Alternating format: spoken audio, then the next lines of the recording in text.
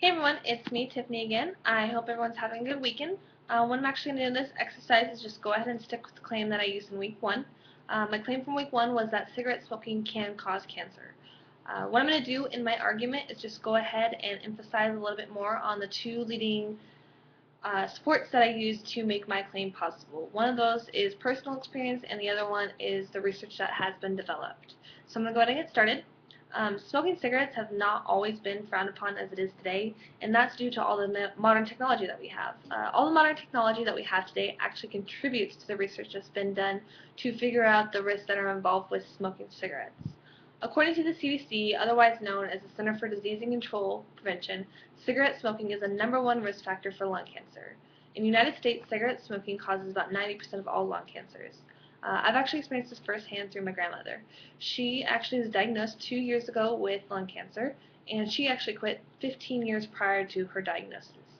This brings me to the point to kind of show that even if you do quit smoking, you are going to be more at risk than you would for something such as cancer than you would be without smoking anything at all. Tobacco smoke contains more than 70 different cancer-causing substances. Those are the chemicals that actually enter the lungs and are released in your body. Many researchers and scientists have actually found that those chemicals that are released into your body actually damage your DNA. Lung cancer is not the only cancer that can be caused from smoking. According to the American Cancer Society, tobacco use accounts for at least 30% of all cancer deaths and 87% of all lung cancer deaths. They have conducted many studies that have actually led to discovering that tobacco use increases the risk of cancer in the lung, in the mouth, lip, nasal cavity, stomach, pancreas, kidney, bladder, and so forth. This actually brings me to talk about another experience of mine.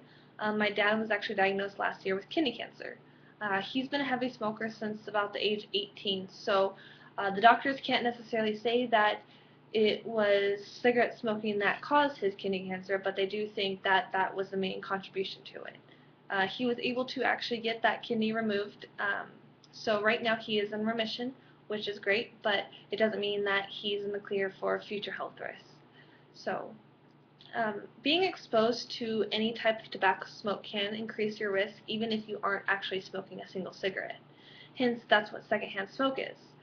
Inhaling the toxic chemicals that are exposed in the air that we breathe can affect our health tremendously, just as it does for the individuals who are actually smoking that cigarette. According to the CDC, every year in the United States, about 3,000 people who never even smoked a cigarette die from lung cancer due to the secondhand smoke they're exposed to. This is important because if you know someone that's actually smoking around you and you aren't actually smoking, you are at risk for the same type of risk that they are. Cancer is a scary and common disease that can be transmitted from many reasons, but smoking is the leading contribution to it. It is important to know these facts.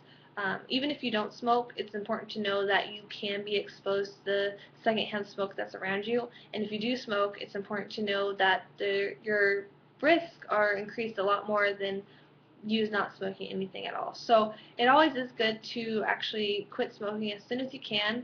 I know it's hard.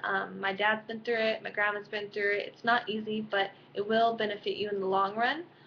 Not necessarily saying you won't have possible risk, or not necessarily saying that you will have risk, but just quit smoking if you possibly can. It will definitely help you. And if you are not even a smoker and you are surrounded by people in your family or loved ones or anything of that sort that actually smoke, you are being at risk for the same type of risk that they are. So just it's good to know that. So my whole point of this actual argument is just to kind of bring awareness that there are risks involved in any type of smoking around you or you actually partaking in it. So I hope I actually got my point across, and thank you for listening. I hope everyone has a good rest of their weekend.